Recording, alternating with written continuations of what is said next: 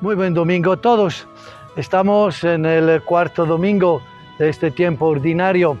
Camino de la iglesia dentro de los desafíos de todos los días.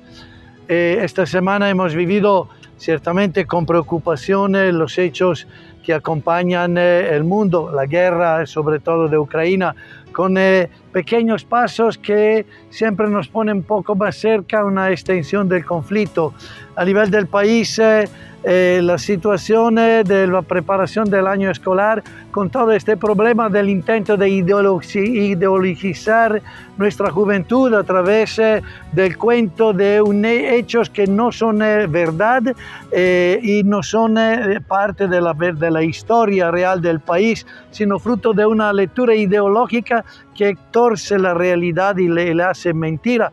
Así también una reflexión respecto a la situación de la diversidad en la malla curricular, en las actitudes respecto a lo que son el mundo de la homosexualidad y todo esto, y se pide a los profesores de saber preparar a los alumnos respecto a esto, que ciertamente es una tarea que como cristianos tenemos que tomar en cuenta, pero recordando de promover la idealidad de una vida en pareja y de una pareja que es capaz de generar vida y de abrir vida, que es la propuesta cristiana, pero una propuesta compartida de la humanidad. Con esta realidad, con estas situaciones, vamos a ponernos a leer la palabra de Dios este domingo. Evangelio. Lectura del Santo Evangelio según San Mateo, capítulo 5, versículos del 1 al 12. En aquel tiempo, cuando Jesús vio a la muchedumbre, subió al monte y se sentó. Entonces se le acercaron sus discípulos. Enseguida comenzó a enseñarles, hablándoles así: Dichosos los pobres de espíritu, porque de ellos es el reino de los cielos. Dichosos los que lloran, porque serán consolados. Dichosos los sufridos, porque heredarán la tierra. Dichosos los que tienen hambre y sed de justicia, porque serán saciados. Dichosos los misericordiosos, porque obtendrán misericordia.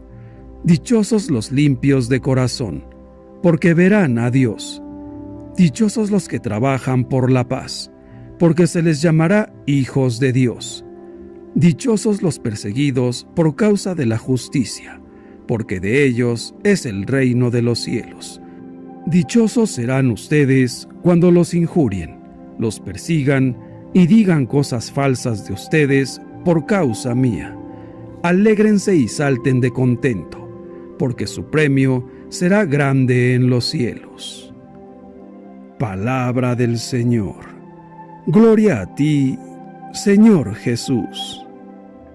Empezamos la lectura del Evangelio de Mateo, mejor continuamos la lectura del Evangelio de Mateo, pero empezamos el discurso de la montaña, así llamado propio por las primeras palabras que hemos escuchado en el Evangelio, y este encuentro con el Evangelio de la montaña nos acompañará en varios domingos. Mateo, de hecho, redacta su texto del Evangelio a través de distintos discursos de Jesús, que serán 5 discursos que se alternarán con 5 milagros y después con las parábolas, y después es un evangelio estructurado, y esto hay que tomarlo en cuenta en la comprensión del Evangelio de Mateo.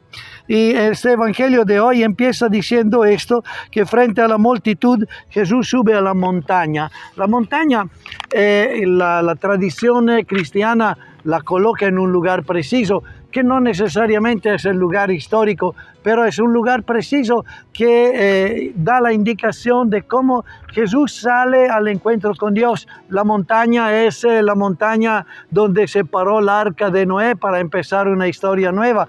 La montaña es la montaña del Sinaí, donde recibieron para la vida nueva del pueblo las leyes de Moisés. Las montañas es el lugar del encuentro del Señor con los profetas. Así Jesús va a la montaña para indicarnos que va a la dimensión de trascender la realidad de todos los días, para entrar hacia el camino del cielo, para subir al cielo. Y en este lugar, dice Mateo sencillamente, se sentó. Se sentó, quiere decir en el lenguaje del pueblo de Israel, en el lenguaje semítico, en la actitud del maestro. Entonces va a hacernos un discurso de maestro y ahí empieza la página de la bienaventuranza, página que es envidiada en la literatura mundial. Recordamos al Mahatma Gandhi de India, que consideraba esta página como la más alta página de poesía de la historia de la humanidad por el mensaje que nos da y por la sencillez y profundidad que tiene. Felices los que tienen alma de pobres. Así empieza, felices. En el lenguaje, en la literatura de la Biblia, en el Antiguo Testamento hay 44 expresiones de felicidad.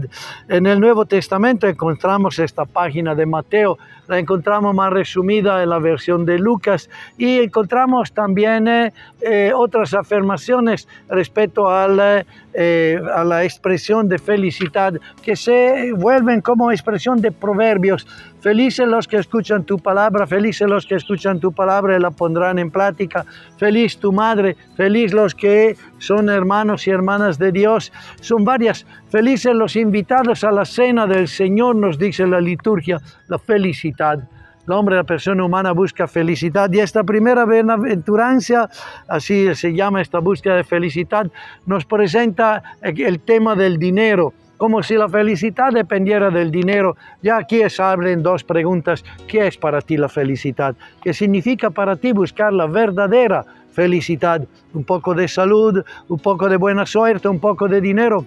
¿Qué es la felicidad? Esta es la primera pregunta que se nos abre. Y de verdad queremos encontrar la felicidad. Siempre me conmueve la mirada de un niño cuando se los mira y está en una situación de no tener nada, sino el afecto de su madre, de no tener ningún bien y de depender totalmente de los demás y de la percepción que tiene de los sentimientos de los demás. Pero cuando se los mira sonriendo, sus ojos expresan felicidad. Nosotros, para decir que somos felices, pensamos que hay que tener cosas y la actitud misma de la naturaleza nos enseña que la felicidad no depende de lo que poseemos, viene ante todo de una actitud del corazón y de la persona frente a la vida. ¿Qué es la búsqueda de felicidad que estás haciendo en tu vida? ¿Cuáles son los valores que consideras que te dan felicidad? Pues son los sentimientos que te dan felicidad. Hay personas que empiezan su día con una amargura cargadas en el corazón y no hacen nada para quitársela y hacen de cada día una situación pesada. Hay otros que respiran profundo, dan gracias a Dios por el día que tienen como una oportunidad nueva para crecer y para construir relaciones y se lanzan al día con toda una actitud positiva en el corazón. Ya este llamado a la felicidad ya nos indica la actitud en que tenemos que estar todos los días. La traducción que tenemos de esta primera bienaventuranza, que era felices los pobres en espíritu, hemos escuchado felices los que tienen alma de pobres, porque de ellos pertenece el reino del cielo. Ella es una lectura que da una cierta interpretación. Seguramente la intuición que para el pobre todo viene de la providencia de Dios y todo es fruto de esto y que su felicidad no depende de cuánto podrá acumular, sino de esto descubrir en los desafíos de todos los días la providencia de Dios que lo acompaña y el amor de Dios que le hace fuerte en las necesidades cotidianas. Asimismo, este amor de Dios le llena el corazón de paciencia, que no es de decir paciencia, digamos que las cosas fluyan como quieren, yo no trabajo para cambiarlas, sino que en este trabajo para cambiarla yo no me rindo frente a las dificultades y cada vez voy reempezando con paciencia. Felices los que tienen hambre y sed de justicia, es el desafío que nos toca muy de cerca en esta semana en que se están recogiendo firmas para el pedir a la política el cambio del sistema judiciario, otra manera de hacer las cosas, porque de justicia no hemos visto muy pocas en este año y con este sistema que parece un sistema construido para garantizar poder y no justicia. Felices los que están comprometidos en este esfuerzo de buscar justicia y porque de ellos les hace capaces de encontrar saciedad en una manera distinta de vivir. Felices los que son misericordiosos, que no son los que ya se dejan las cosas tan bien como están, sino que son capaces de construir relaciones de misericordia, porque la misericordia es Dios y porque obtendrán esta misericordia. Felices los que tienen corazón puro, porque verán a Dios, la capacidad de ver a Dios en las personas y de no reducir las personas y las relaciones a puros objetos, sino de valorarlas como son en su profundidad, en su realidad y en su belleza, una belleza que es interior, que es profunda. Y esto nos hace capaz de mirar a los demás, descubriendo en ellos el rostro de Dios. Felices los que trabajan por la paz.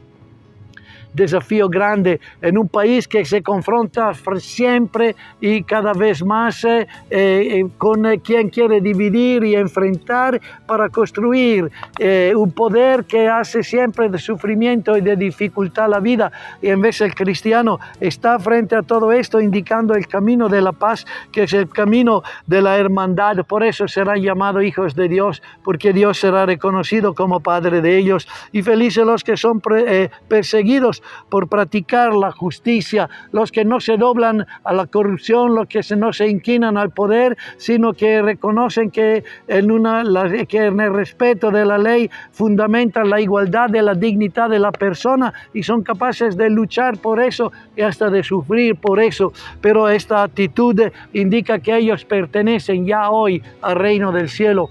Así esta página nos es entregada y con felices los que son insultados y perseguidos a causa del Señor. Creo que es la historia muchas veces de nuestra iglesia, de muchos cristianos que se identifican con ellas y por no callar y por tener el coraje de decir la verdad, de proclamar la necesidad de paz, de justicia, de misericordia y de hermandad, se sienten perseguidos, se sentirán perseguidos, pero el Señor no los abandona y los fortalece en la verdad y en la plenitud de la dignidad y de la madurez humana y cristiana.